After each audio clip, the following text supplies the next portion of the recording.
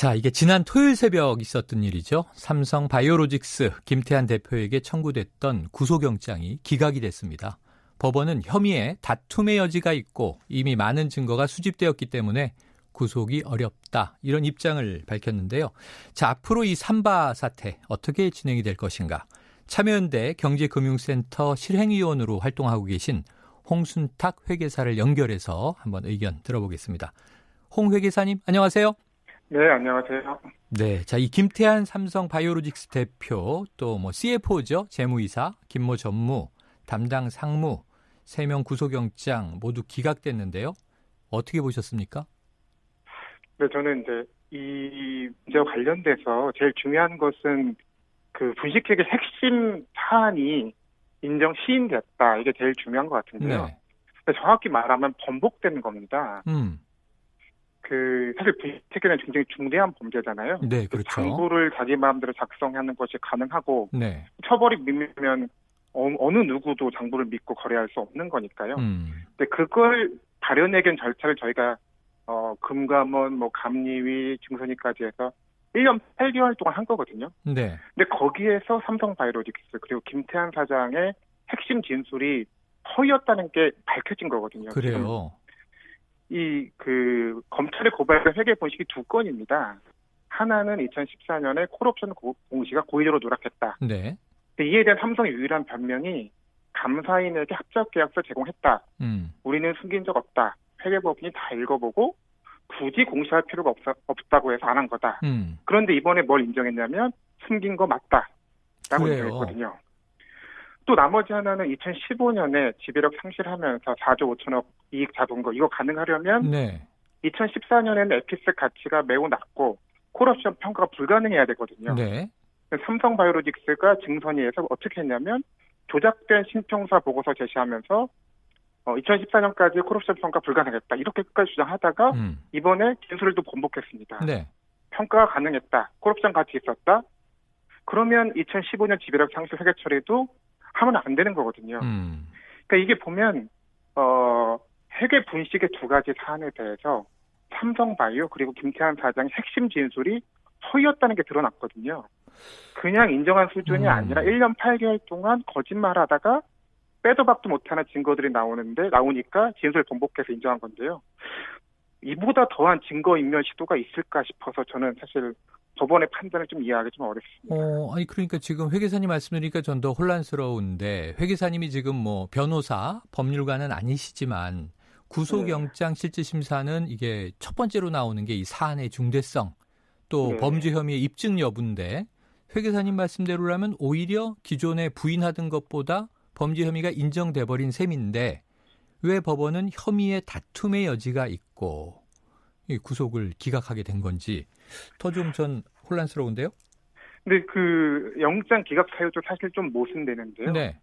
다툼의 여지가 있으면서 증거는 수집되었다. 네, 맞아요. 그렇게 이야기를 했죠. 근데 증거가 수집되었으면 다툼의 여지가 없는 거고, 다툼의 여지가 있다는 얘기는 뭔가 증거가 불충분하다. 네. 근데 지금 불충분하다는 걸 계속 진술을 바꿔왔으니까 증거를 인멸하고 있는 상황이거든요. 네, 네. 그러면 역시 또 그러니까 구속 사유가 되는 건데 서로 상충되는 사유를 들면서 기각한 것이 아닌가. 그런 생각도 듭니다. 네, 그 부분은 또 여러 가지로 따지는데 아마 혐의의 법리적 다툼의 여지가 있고 이렇게 했으면 또 이제 법정에서는 유무죄를 다툴 여지가 있고 이 증거는 수집됐으니까 증거 인멸 우려는 없다. 이렇게 또 분리해서 얘기할 수도 있겠죠. 자, 이 회계사님, 이 한번 현안으로 깊이 들어가 보죠. 이 김태한 대표가 영장 실질심사 과정에서 자본 잠식을 막기 위해 불가피하게 회계 기준을 변경한 것으로 기업의 실질 가치에는 변화가 없는 회계 기법상의 문제다. 이렇게 이제 변명을 했다고 하고요. 그리고 또 덧붙여서 본인은 회계 전문가가 아니기 때문에 그런 결정에 관여한 바도 없다. 아까 말씀하신 대로 회계법인의 이야기를 했고 이 회계법인의 조언을 따른 것이다라는 취지 얘기를 해왔다고 하셨잖아요. 네. 이 김태한 대표의 항변 전문가로서 어떻게 보십니까? 일단 앞부분부터 말씀드려보면 저는 이분이 기업 경영자가 맞나 이런 생각이 좀 드는데요. 네.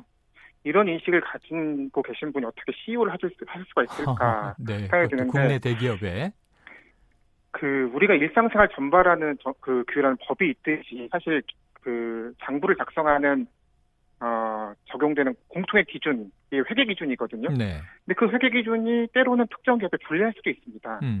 그런데 나머지 기업은 다 그 불리한 기준 준수하면서 사업하거든요. 내가 판단하기에 나한테 이 회계 기준이 불리하면 나만 준수하지 않겠다. 이런 인식을 가지신 분이 기업을 경영하면 안 된다는 생각이 들고요. 네. 지금 설명을 보면, 그러니까 삼성의 설명을 보면 회사의 실질은 나쁘지 않은데 회계 기준이 우리 회사한테 불리하니까 장부 모양이 안 좋아진다. 네네. 근데 그러면 일반적인 기업들은 어떻게 하냐면요. 그냥 있는 그대로 시장에 설명합니다. 네네. 실질은 문제가 없다. 근데 장부가 좀 이상할 뿐이다. 다른 기업은 다 그렇게 행동하고요. 네. 혹시 그래 상장을 못한다. 그럼 상장을 미뤄야죠. 특권을 받을 이유가 없는 거고요. 네. 자금 조달이 좀 어려워진다. 그러면 대주주가 더 내사라도 해결하죠. 네. 그러니까 다들 그런 식으로 어려움을 헤쳐나가고 있는데 공통의 기준을 적용받고 그 전제하에서 어려움이 생겨나가면 헤쳐나가는데 삼성바이오만 회계 분식을 해서라도 그 어려움을 헤쳐나가겠다. 이런 것은 저는 납득이 되지 않습니다. 그래요. 자, 회계사로서 납득하기 어렵다. 뭐 쉽게 지금 말씀하신 걸 제가 이해한 선에서는 어쨌든 이게 이 어거지로 조작을 해서라도 장부를 이쁘게 만들어서 내보내려고 작품을 만든 것 같은데 문제는 그것이 이제 회계라고 하는 것은 데이터니까 실제 흐름이어야 되는데 투명하지 않았다. 이게 좀 심각한 문제로 느껴지네요.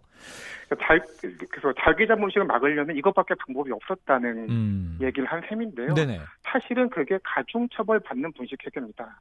아, 가중처벌을 받는 그런 분식회계예요. 그러니까 회사의 중요한 숫자를 바꾸는 분식회계는 가중처벌 받거든요. 자본 잠식이 됐는데 자본 잠식이 아닌 것처럼 속이기 위해서 분식회계를 한 것이다.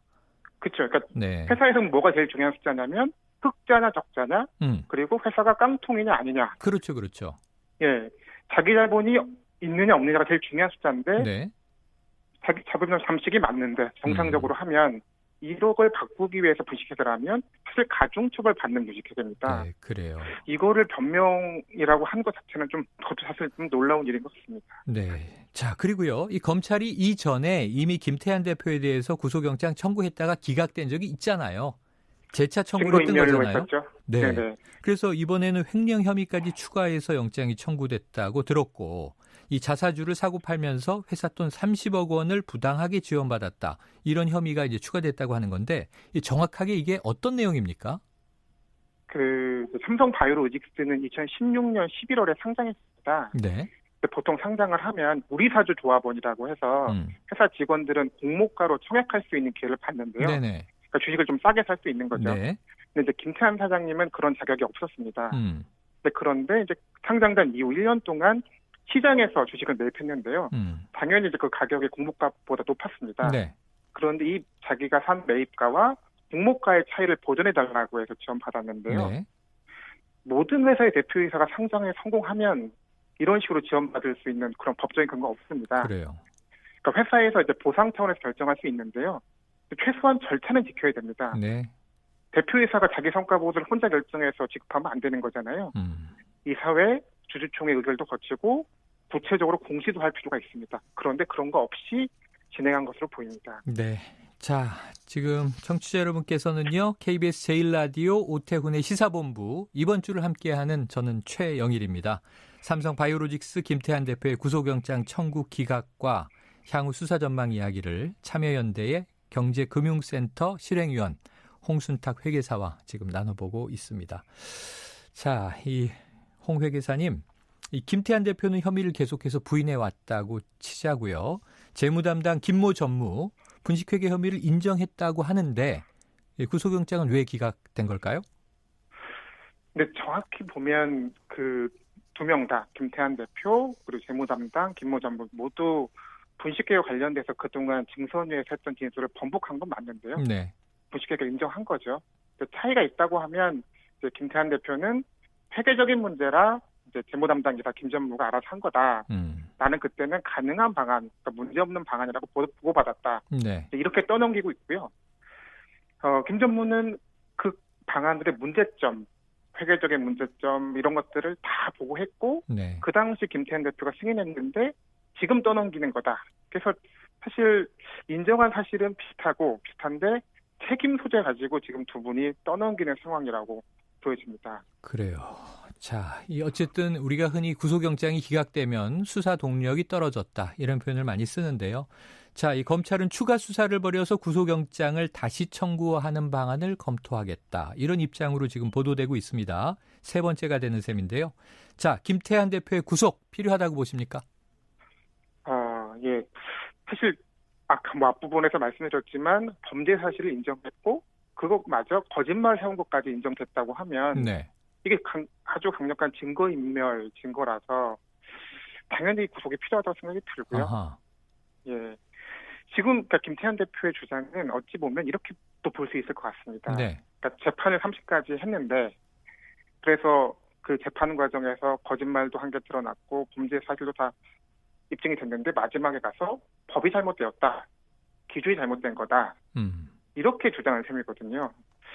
마지막에 가서 법이 잘못됐다라고 때를 쓰면 넘어가 주는 게 우리나라 재판부 관행인지 합법체계인지 사실 좀 의문이 듭니다. 네, 그래요. 청취자분들도 뭐 지금 같은 느낌이신 것 같습니다. 청취자 STEL님, 삼성 이재용 부회장 솔직히 기업 승계를 위해서 바이오로직스 분식회계 하지 않았습니까?